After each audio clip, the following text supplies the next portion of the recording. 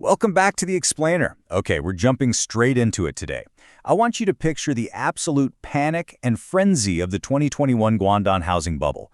I mean, we're talking about people literally waiting in line for 3 days and 3 nights just for the privilege of buying a severely overpriced apartment. The societal pressure to buy real estate back then was just suffocating. But right in the middle of all this manic bubble energy, a guy named Xiaolong makes a shocking, deeply unpopular choice with his family's life savings. It's a decision that at first makes him the total laughingstock of his village. But, as we'll see, it ultimately sets the stage for a staggering multi-billion yuan empire. So, 1.5 million yuan. To really grasp the weight of this number, you have to remember this wasn't just, spare change or a little investment fund. This was 3 generations of family savings. The whole plan was to use it to buy a 90-square-meter apartment near a chemical plant. Everyone, his parents, his in-laws, they all believed this was the ultimate guaranteed safe bet. But Xiaolong, he controversially decided to just completely bypass the booming real estate market. He flat out refused to buy the house. Instead, Xiaolong looked at the data and saw that gold was sitting at a 10-year low of about 300 yuan per gram. To him, that was a secure, undervalued foundation. The villagers, on the other hand, well, they were totally blinded by the housing bubble. Their whole philosophy was basically, real estate only goes up, so buy now or stay poor. And man, they mocked him relentlessly. Take his peer, Chung Yuan. This guy went all in, heavily leveraging himself with massive bank loans to buy not 1, but 5 apartments. But Xiaolong just ignored the intense ridicule. He patiently walked right into a bank and bought exactly 5 kilograms of gold. Now you can probably imagine the immense societal and family pressure Xiaolong was under. His mother-in-law essentially disowned him, and his own parents were just absolutely terrified. But his wife, Lin, stepped up and provided the ultimate emotional safety net. She boldly stood up to her family and all those mocking villagers, telling them, if we lose everything, we start over together. Our hands and feet are intact, we won't starve. That fierce loyalty? That was the critical foundation that actually allowed Xiaolong to take such a massive contrarian risk. Without that unwavering spousal support, the psychological burden of going against the crowd would have been completely unbearable. And wow, the tide turned rapidly. Just think about the timeline. Day 1, he buys 5 kilograms of gold. Fast forward just 30 days, and gold surges to 380 yuan per gram. Just like that, in a single month, Xiaolong secures a massive 400,000 yuan profit. But here's the real kicker. What's happening in the city at the exact same time? That supposedly invincible housing market starts showing some serious cracks. Prices begin to stall. The speculative frenzy hits a brick wall. Xiaolong's contrarian gamble was paying off perfectly. Which brings us to Section 1, Investing in the Soil. You see, Xiaolong wasn't just a speculator. He was a builder. So instead of just sitting back and gloating over his gold profit, he made this fascinating pivot to create some fundamental, tangible value. He sold exactly 1 kilogram of his gold, which liquidated about 380,000 yuan. And what did he do with all that cash? He leased 80 acres of completely barren land, bought tractors, and hired workers. He was 100% committed to organic farming. No pesticides, no chemical fertilizers, nothing like that.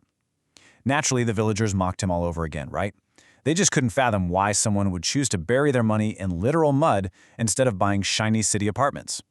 But Xiaolong shut them up pretty quickly when he secured a highly lucrative, long-term contract with a major supermarket that was just desperate for high-quality, certified organic produce.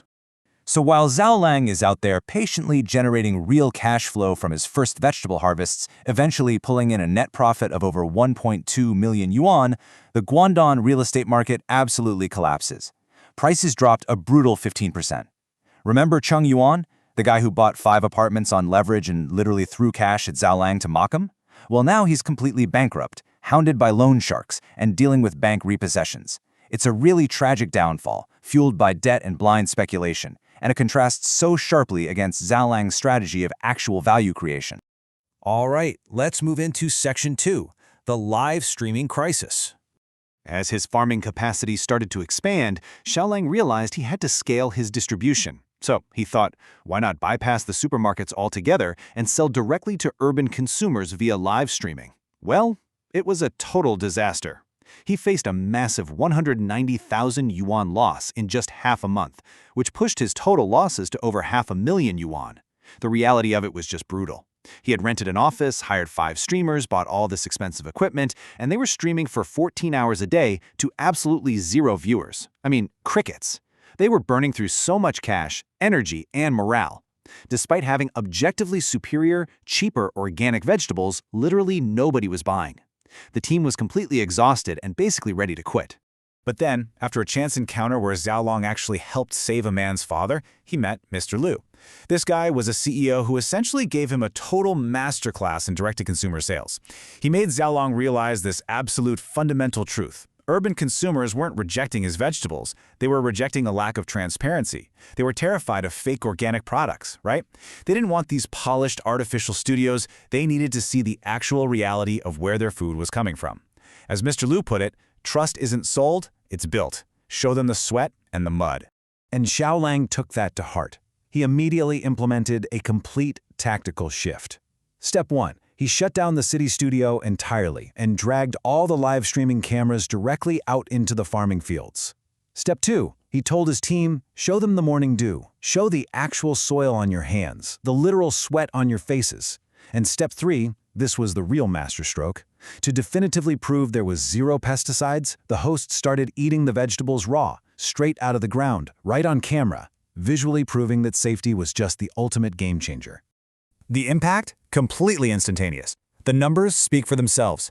In those pre-pivot studio days, they were struggling to get even a single viewer to stick around. But the second they moved out to the fields and showed the authentic, messy farming process, viewership skyrocketed to over 500 concurrent viewers, almost instantly. You could just feel the tension and the team vanish. Zero sales suddenly turned into these booming daily transactions. The authenticity of this strategy deeply resonated with the urban market, turning his little farm into an absolute direct-to-consumer powerhouse. Let's look at Section 3, a billion-yuan empire. Now things really start to scale up. Xiaolong didn't stop at selling his own vegetables. He went ahead and leased hundreds of acres of abandoned land, integrating neighboring farmers and literally uplifting the entire local economy.